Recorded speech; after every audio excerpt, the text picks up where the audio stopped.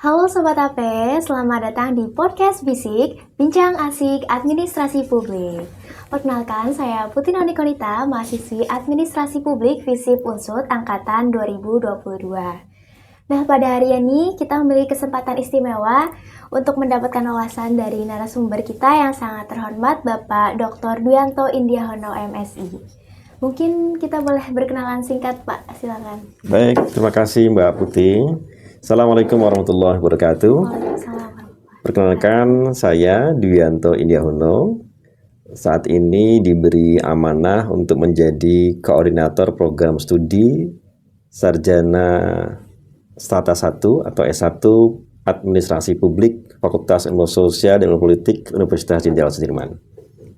Baik Bapak, sebelumnya kami mengucapkan terima kasih atas kesediaan Bapak untuk hadir menjadi narasumber pada podcast Bisik episode hari ini. Dan pastinya kehadiran Bapak ini sangat berarti ya Pak bagi kami dan tentunya Sobat AP di rumah yang lagi dengerin kita. Dan mungkin Sobat AP juga di rumah yang udah baca tagline video ini. Jadi hari ini kita akan bahas mengenai satuan kredit semester atau yang biasa disebut dengan SKS. Nah, mungkin selanjutnya saya akan memberikan beberapa pertanyaan, Pak, dan mungkin Bapak bisa menjawab satu persatu. Baik. Mungkin langsung saja pertanyaan pertama, bisa dijelaskan sedikit, Bapak, tentang apa itu satuan kredit semester? Ya, baik. Terima kasih, Mbak Putih. Jadi, satuan kredit semester adalah beban studi mahasiswa yang akan ditempuh selama satu semester. Jadi dalam perkuliahan atau jenjang kuliah strata 1, mahasiswa itu akan mengikuti sebuah sistem kredit semester. Jadi berbeda mungkin dengan yang dialami teman-teman saat sekolah menengah atas begitu. Di perkuliahan, mahasiswa itu berhak memilih peta jalur akademiknya sendiri. Jadi secara prinsip, menurut ketentuan yang diatur dalam Badan Akreditasi Nasional begitu dan Standar Nasional Pendidikan Tinggi, seorang sarjana S1 itu minimal memiliki beban kredit semester sebesar 144 SKS. Jadi 144 SKS itu layak menjadi seorang sarjana. Nah, untuk menempuh 144 SKS itu, seorang mahasiswa diberi kesempatan maksimal ya, sekali lagi maksimal 14 semester.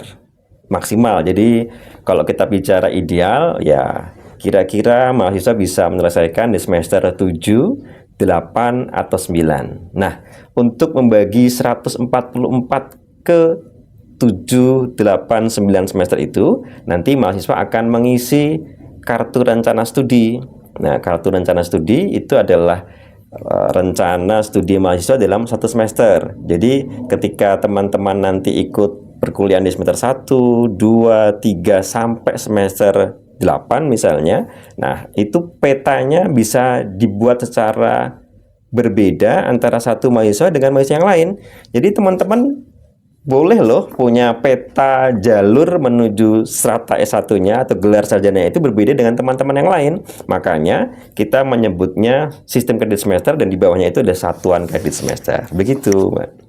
Baik, berarti ini memang setiap mahasiswa ini boleh ya Pak untuk memetakan sendiri bagaimana cara menempuh. Yang penting itu nanti 144 SKS terpenuhi begitu ya Pak? Betul, begitu Mbak. Tapi untuk S1 Administrasi Publik sendiri itu kan seperti Bapak yang sudah katakan tadi itu idealnya 8 semester ya Pak? Betul. Ya, tapi kurang lebih itu waktu tempuhnya berapa tahun ya Pak? Waktu tempuhnya kita masih ada di kisaran 4, sekian ya. 4, sekian. Tapi sekali lagi teman-teman di AP khususnya, bocorannya adalah kakak kelas Anda itu ada loh yang bisa menyelesaikan di 3 tahun 7 bulan.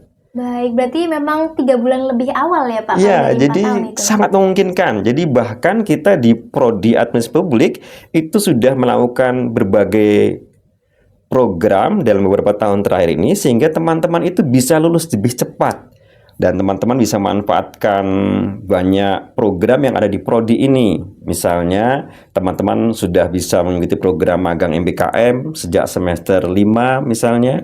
Kemudian kita juga sudah memperbaiki sistem penyelesaian tugas akhir di prodi. Ya, misalnya kita ada kesepakatan di prodi, teman-teman yang sedang menyusun tugas akhir itu berhak mendapatkan bimbingan minimal 1 kali dalam 1 pekan. Jadi teman-teman boleh menghadap dosen itu lebih dari 1 kali setiap pekan. Tetapi memang dosen boleh ya karena banyaknya mahasiswa yang dibimbing begitu, kita beri kepastian minimal 1 kali dalam 1 pekan itu dibimbing oleh dosen bimbingnya. Jadi jangan khawatir ya. Baik, berarti ini memang sudah difasilitasi begitu ya Pak? Betul. Baik, untuk pertanyaan selanjutnya, ini kan di dalam SKS itu ada sebutan juga istilah lain kartu rencana studi seperti itu ya Pak.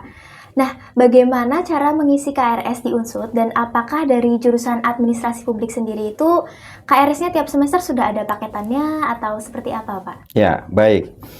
Jadi kalau secara program di S1 administrasi publik semester 1 sampai dengan semester 4 kita sudah memberi paket khusus buat mahasiswa ya. Relatif mahasiswa akan menempuh banyak mata kuliah wajib di semester-semester ini, sehingga kecil kemungkinan mengambil mata kuliah di atasnya.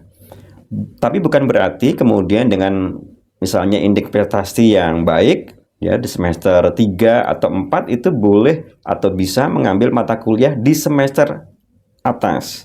Memungkinkan. Catatannya adalah begini Mbak Putri.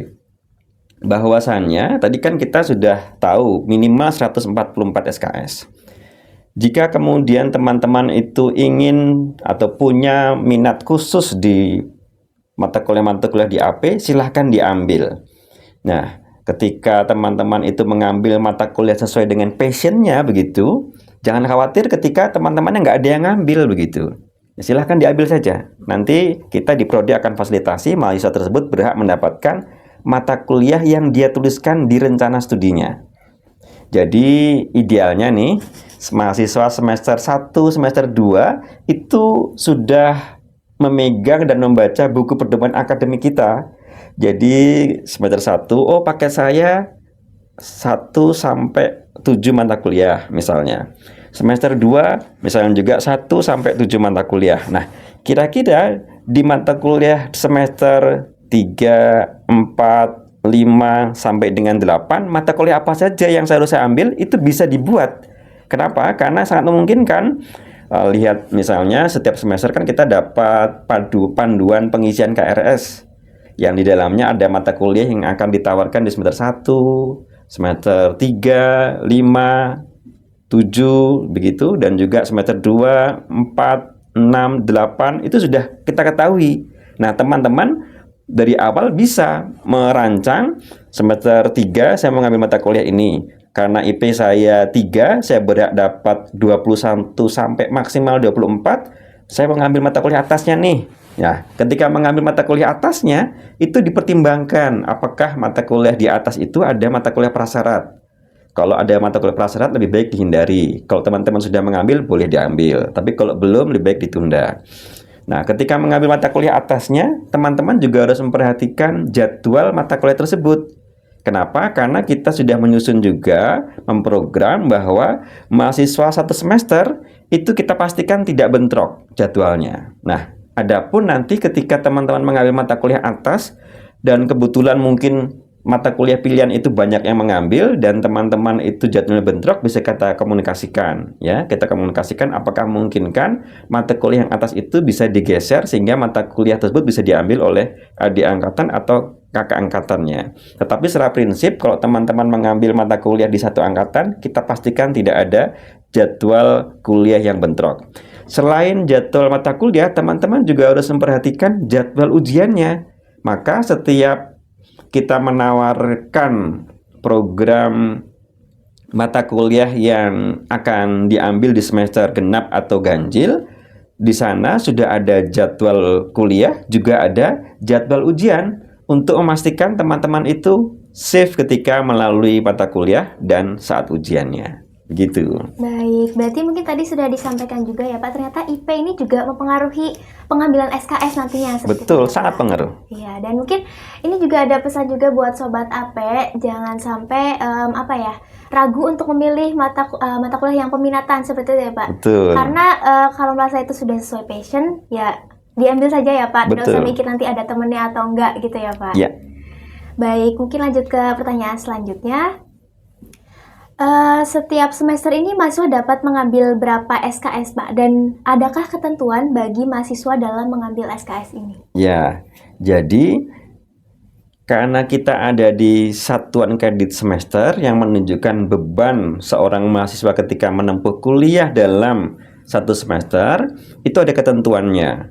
Mahasiswa yang berprestasi, misalnya dengan indeks prestasi semester terakhirnya misalnya 3 ke atas, itu maksimal beban SKS semester yang akan datang atau semester yang akan diisikan dalam KRS itu adalah maksimal 24 SKS. Jadi kalau teman-teman memiliki IP 3, itu maksimal boleh mengambil 24 SKS. Secara sistem kita sudah tidak lagi bisa mengambil mata kuliah lebih dari 24. Nggak bisa, karena sistem kita sudah mengunci maksimal 24. Meskipun IP-nya 4 begitu, ya tetap mendapat 24. Nggak bisa lebih. Kemudian kalau IP-nya 2,50 sampai 2,99, itu berhak mengambil 22 SKS. Kemudian jika 2 sampai 2,49, tadi sudah 22 SKS, kemudian di bawah 2 itu maksimal 18 SKS. Jadi kalau teman-teman itu ingin lulus lebih cepat, maka IP-nya harus tinggi. Yang paling tinggi 24 SKS tadi, lebih dari 3, kemudian di bawah itu 22 SKS, kurang dari 2 hanya 18 SKS. Tetapi kalau teman-teman ingin lulus cepat dan bisa berkompetisi, usahakan memiliki indeks prestasi kumulatif yang juga besar. Prodi kita saat ini salah satu prodi administrasi publik di Indonesia yang terakreditasi unggul. Ingat ya, terakreditasi unggul itu predikat paling tinggi. Jadi secara institusi, teman-teman nanti bisa mendaftar dimanapun. Di institusi yang bonafit pun, teman-teman pasti akan diterima. Cuma masalahnya adalah seberapa tinggi teman-teman itu bisa berkompetisi dengan para lulusan administrasi publik di universitas-universitas lain. Kalau kemudian akreditasinya unggul, IPK teman-teman tinggi, itu keren banget. Itu pasti akan memudahkan teman-teman masuk ke institusi pilihan atau impian teman-teman. Jadi mulai sekarang semangat ya, dapat IP yang tinggi begitu. Baik, ini makanya harus semangat juga ya buat Sobat AP di rumah, karena sudah didukung dengan akreditasi sekarang administrasi publik FISIP Unsut yang sudah unggul. Jadi bagaimana kita berkompetisi ya Pak, untuk mendapatkan IP setinggi mungkin, kalau bisa 3,5 ke atas gitu ya Pak. Keren itu. Baik, selanjutnya perbedaan apa Pak dari mata kuliah yang punyai 2 SKS dan 3 SKS? Ya, jadi dalam satuan kredit semester itu ada beban ya. Jadi kalau 2 SKS itu berarti satu pekannya mahasiswa akan memperoleh pembelajaran 2 kali 50 menit. Jika 3 SKS berarti 3 kali 50 menit. Maka durasi perkuliahan pun berbeda antara yang 2 semester dengan 3 semester. Karena bebannya berbeda, tingkat atau program pembelajaran yang berbeda, maka teman-teman juga harus mengambil strategi mata kuliah apa saja yang diambil. Kalau bisa jangan terlalu ringan, juga jangan terlalu berat, begitu, supaya teman-teman juga bisa menempuh KRS itu dengan baik dan sukses, begitu. Baik, jadi pada intinya sesuai kemampuan ya Pak. Betul. Jangan terlalu berat dan jangan terlalu ringan juga, karena nantinya juga biar enak gitu ya Pak jalaninnya. Oke. Nah, untuk selanjutnya, ketika mahasiswa ini ingin mengganti kelas mata kuliah KRS, tapi sebetulnya KRS ini telah disetujui Pak oleh dosen pembimbing. Nah, bagaimana cara mahasiswa tersebut ingin merubah kelas mata kuliah dalam KRS tersebut Pak? Oke, jadi ketika teman-teman itu sudah mengajukan KRS ke dosen pembimbing, dan dosen pembimbing sudah meng-ACC-nya, sudah menyetujuinya, Ya, teman-teman kalau ingin mengadakan perubahan KRS harus mengajukan perubahan KRS kepada dosen pembimbing. Jadi misalnya dengan bahasa yang santun begitu, misalnya berkenan Bapak Ibu karena alasan bla bla bla begitu, berkenan untuk membatalkan KRS kami begitu. Ketika dosen pembimbing sudah membatalkan KRS yang bersangkutan, maka KRS tersebut akan dikembalikan kepada mahasiswa untuk dilakukan revisi. Setelah mahasiswa melakukan revisi dan mengambil mata kuliah sesuai dengan perubahan tadi atau jadwal perubahan tadi, maka silahkan diajukan. Setelah diajukan, kemudian menghubungi dosen pembimbing akademik yang bersangkutan untuk berkenan menyetujui KRS teman-teman begitu. Simpel saja sebenarnya. Nah, tetapi kemudian ketika teman-teman mungkin mengambil kelas yang berbeda ya, kan kita dari awal sudah mendesain ada 3 kelas, kelas A, kelas B, kelas C.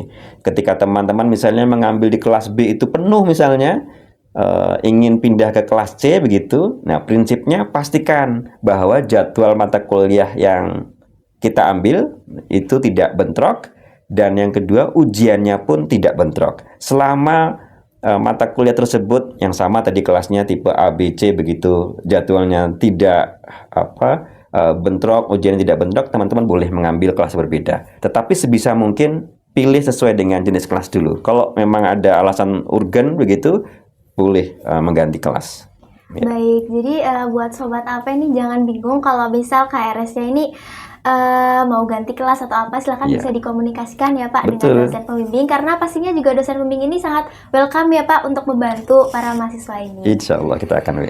Baik, untuk selanjutnya ini dalam pengisian KRS ini kan biasanya ada tenggat waktu ya Pak. Ya. Nah, misalnya ini mahasiswa tersebut melebihi dari tenggat waktu yang telah ditentukan. Nah, apa yang harus dilakukan oleh mahasiswa tersebut, lalu konsekuensi apa yang diterima oleh mahasiswa bila ada kejadian seperti ini? Ya, ini pertanyaan yang sebenarnya tidak kita harapkan juga begitu ya. Ya Pak, karena harapannya tepat waktu ya Pak. Iya betul. Jadi sebisa mungkin teman-teman itu mengisi KRS di awal waktu. Ya kenapa? Karena di awal waktu teman-teman bisa lebih memastikan kelas yang teman-teman inginkan itu tersedia. Ya, jadi kebanyakan perubahan kelas itu terjadi karena ternyata kelasnya sudah penuh begitu. Padahal kalau itu di range sejak awal, penuhnya kelas itu bisa kita komunikasikan dengan tadi, memastikan jadwal kelas yang lain itu tidak bentrok misalnya ya. Nah, tadi pertama teman-teman mengisi tipsnya ya, teman-teman mengisi di awal waktu. Adapun jika teman-teman mengisi di luar tenggat waktu yang ditentukan dalam KRS, kami harus dengan berat hati mengatakan sistem kita tidak menerima. Jadi teman-teman tidak bisa mengisi KRS karena alasan misalnya lupa atau alasan lain lah begitu ya. Itu sistem kita tidak bisa. Nah, kecuali kemudian karena alasan tertentu kita bisa membuka KRS itu ya. Tapi sekali lagi kami ingatkan untuk tidak mencoba-coba begitu, bermalas-malasan mendelay pengisian KRS ya, karena sistem kita berlaku secara sistem. Ketika sistem itu sudah ditutup, maka kecil kemungkinan akan ada kesempatan kedua begitu. Jadi kesempatan kali ini saya mengingatkan teman-teman untuk mengisi KRS pada waktu yang telah ditentukan. Meskipun ada kesempatan ekstra begitu, tapi kami tidak rekomendasikan itu. Kesempatan ekstra hanya diberikan kepada teman-teman yang bisa memberikan argumentasi dengan kuat, alasannya bisa diterima atas keterlambatan pengisian KRS-nya. Gitu Mbak Putri ya. Jadi memang harus diingat ya Sobat AP semua, jangan menunda-nunda untuk pengisian KRS. Memang mungkin waktunya tidak sebentar ya Pak, diberi waktu berapa hari ya, cukup lama dan insya Allah tapi mencukupi. lebih baik langsung mengisi di awal waktu, karena supaya menyesuaikan dengan kelas yang telah ditentukan di awal, supaya tidak terjadi bentrok dan lain sebagainya. Dan pertanyaan yang terakhir ini Bapak, apakah aktif menjadi pengurus organisasi HMJ atau UKM ini bisa dikonversikan dalam SKS? Ya, ini pertanyaan keren dan saya kira titipan para aktivis nih ya.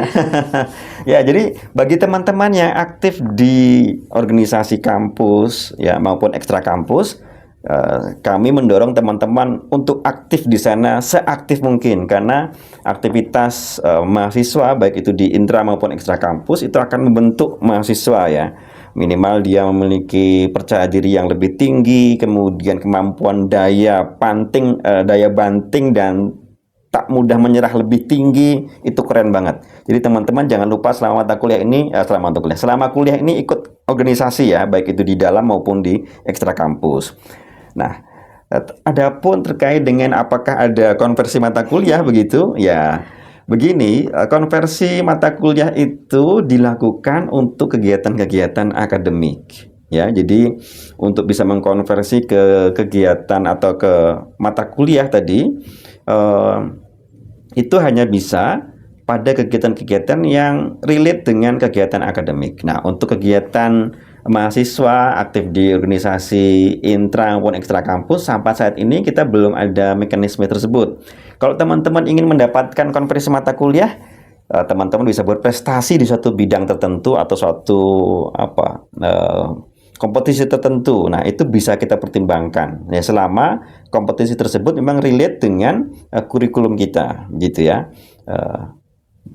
Saya kira itu prinsipnya, Mbak Putri. Jadi jangan dengan jawaban ini jangan sampai teman-teman kemudian tidak aktif. Aktiflah di luar maupun di dalam kampus. Supaya apa? Tadi beda antara mahasiswa yang aktif berorganisasi dengan yang tidak. Nah, kami harapkan ketika teman-teman itu aktif di organisasi, di kelas juga aktif begitu. Jadi kalau bisa teman-teman yang aktif di HMAP, di Visip TV, di UKM-UKM yang lain misalnya saja, itu juga terlihat aktif di dalam kelas begitu. Ya, dan kami yakin aktivitas teman-teman di organisasi kampus itu akan membentuk karakter teman-teman lebih disiplin, bertanggung jawab, dan berintegritas. Saya kira itulah nilai-nilai yang ditanamkan teman-teman ketika berorganisasi di kampus. Baik, jadi mungkin nih kaitannya kalau misal ngomongin tentang organisasi atau KM ini mungkin lebih ke ini ya Pak, sistem kredit poin seperti itu ya betul. Pak. Karena di Prodi AP ini juga sudah menerapkan sistem kredit poin yang dimana ini harus dipenuhi juga ya Pak menjadi syarat kelulusan. Jadi tetap harus aktif ya, betul. Di organisasi, UKM, dan tadi dari pesan Bapak Hono juga jangan cuma aktif di UKM atau organisasi, tapi aktif juga di kelas seperti itu ya Pak. Betul. Jadi betul tadi diingatkan Mbak Putri, terima kasih. Jadi memang betul saat ini kita sudah mewajibkan teman-teman itu memenuhi kredit semester ya, poin kreditnya untuk aktivitas kemahasiswaannya. Jadi teman-teman sampai lulus nanti harus mengumpulkan poin tertentu. Di antara poin yang bisa dinilai adalah aktivitas teman-teman di HMAP, di UKM, di kepanitiaan, dan lain-lain. Harapannya adalah teman-teman itu tidak hanya menjadi mahasiswa kupu-kupu ya, kuliah pulang, tetapi juga benar-benar mahasiswa yang memiliki kapasitas seorang intelektual menengah di Indonesia, intelektual muda Indonesia. Untuk itu teman-teman harus aktif di organisasi. Nah, semoga saja teman-teman mendapatkan pengalaman yang menyenangkan selama berorganisasi dan juga bisa meningkatkan kapasitas teman-teman selama kuliah, gitu. Baik Bapak, ini sangat luar biasa ya. Mungkin Sobat AP di rumah sudah mendengarkan jawaban-jawaban dari Bapak Hono tadi yang pastinya sudah menjawab ya dari beragam pertanyaan mahasiswa baru, terutama mungkin ini ya Pak. Baik, terima kasih. Jadi kami sangat berterima kasih atas waktu dan Sama-sama. informasi yang telah Bapak berikan. Mungkin sedikit kesimpulan dari perbincangan kita pada pagi hari ini, yaitu SKS ini sebetulnya adalah beban studi mahasiswa pada setiap mata kuliah. Nah, setiap mata kuliah ini memiliki bobot SKS yang berbeda-beda, dan IP ternyata juga mempengaruhi ya Pak dari SKS yang dapat kita ambil. Nah, SKS dan KRS ini adalah dua hal yang berbeda, tapi masih sering dianggap sama ya Pak. Dari kepanjangan ini sudah berbeda ya, KRS ini adalah Kartu Rencana Studi, dan SKS adalah Satuan Kredit Semester. KRS atau Kartu Rencana Studi ini daftar mata kuliah yang nantinya akan kita ambil atau kita ikuti selama 1 semester perkuliahan. Nah, di dalam KRS ini terdapat juga jumlah SKS yang nantinya akan kita ambil. Oke, tidak terasa sudah di akhir perbincangan dari podcast Fisik, Bincang Asik Administrasi Publik kali ini. Terima kasih Bapak Hono atas kesediaannya menjadi narasumber kita pada pagi hari ini. Dan terima kasih juga untuk Sobat AP di rumah yang sudah mendengarkan podcast Bisik ini dari awal sampai akhir. Mohon maaf bila ada penyampaian yang salah atau selama saya memandu masih terdapat banyak kekurangan dan kesalahan. Saya Putri Noni Konita pamit undur diri. Sampai bertemu pada Bincang Asik Administrasi Publik episode selanjutnya. Terima kasih. Baik, terima kasih.